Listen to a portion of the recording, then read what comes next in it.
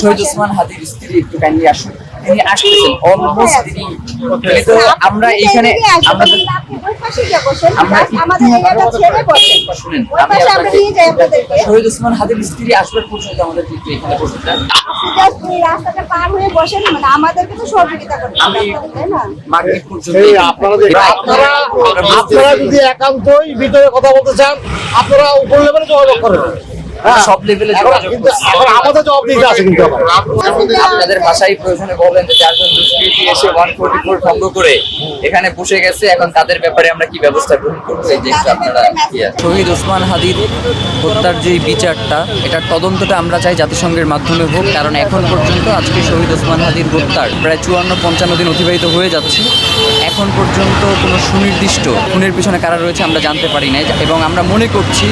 যে অন্তর্বর্তীকালীন সরকার চলে যাওয়ার পরে এই খুনের বিচার আদৌ হবে কিনা এই ধরনের একটা আশঙ্কা বোধ করছি আমরা, যার কারণে আমরা চাই যে ডক্টর মোহাম্মদ ইউনূস তিনি আমাদের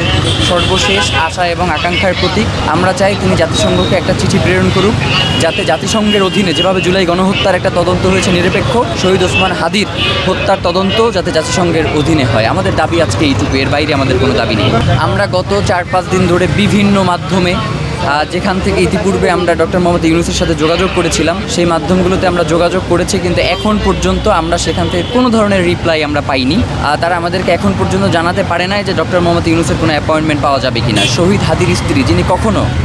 রাজপথে আসেন নাই, তো শহীদ ওসমান হাদির স্ত্রীও আজকে এখানে আসতেছেন, কারণ তিনি মনে করছেন যে জাতিসংঘের অধীনে যদি এটা তদন্ত না হয় তাহলে হয়তো তার স্বামীর হত্যার যে বিচার সেটা হবে না, যার কারণে তিনিও পথে রয়েছেন, খুব স্বল্প সময়ের মধ্যে তিনিও এখানে এসে উপস্থিত হবেন। আমরা তো গ্রিন সিগন্যাল না পাওয়ার কারণেই এখানে এসে বসেছি, যে আসলে আমাদেরকে কেন কারা আসলে, মানে আমি মনে করছি না যে ডক্টর মোহাম্মদ ইউনূসের কাছে আমরা তাদের সাথে দেখা করতে চেয়েছি, তার কানে এটা পৌঁছেছে তিনি দেখা করবেন না, এইটা আমরা মনে করছি না। আমরা মনে করছি যাদের মাধ্যমে আমরা যোগাযোগ করবার চেষ্টা করছি তারা ডক্টর মোহাম্মদ ইউনূস পর্যন্ত এই সংবাদটা পৌঁছাচ্ছেন না। আমি তো এতটুকু বিশ্বাস রাখি যে ডক্টর মোহাম্মদ ইউনূস হচ্ছেন এমন কোমল হৃদয়ের একজন মানুষ, এবং বাংলাদেশের ব্যাপারে দেখবেন তিনি যখন কথা বলেন তখন তার কণ্ঠ ভার হয়ে আসেন। তো সেই মানুষ শহীদ ওসমান হাদির পরিবার তার সাথে দেখা করতে আসতে চান, তার স্ত্রী, তার সন্তান, তিনি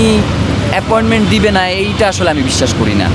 যার কারণে তার আমার কাছে মনে হচ্ছে তার আশেপাশের মানুষগুলো যারা আছেন তারা একটা বেষ্টনীর মধ্যে ডক্টর মোহাম্মদ ইউনূসকে আবদ্ধ করে রেখেছেন, তারা কোনোভাবে জানতে দিতে চান না যে শহীদ ওসমান হাদির পরিবার এই মুহূর্তে কী ভাবছেন বা তারা তার সাথে দেখা করতে চাচ্ছেন কিনা। তো এই জন্যই মূলত আমরা আজকে এখানে এসে বসেছি, যাতে ডক্টর মোহাম্মদ ইউনূস আমাদের এই দাবিটা অত্যন্ত গুরুত্বের সাথে নেন এবং তিনি জাতিসংঘকে একটা চিঠি প্রেরণ করেন, যাতে জাতিসংঘ শহীদ ওসমান হাদির হত্যার তদন্তভার গ্রহণ করেন, পাশাপাশি বাংলাদেশে যে তদন্তটা চলতেছে সেটাও ধারাবাহিকভাবে বজায় থাকে।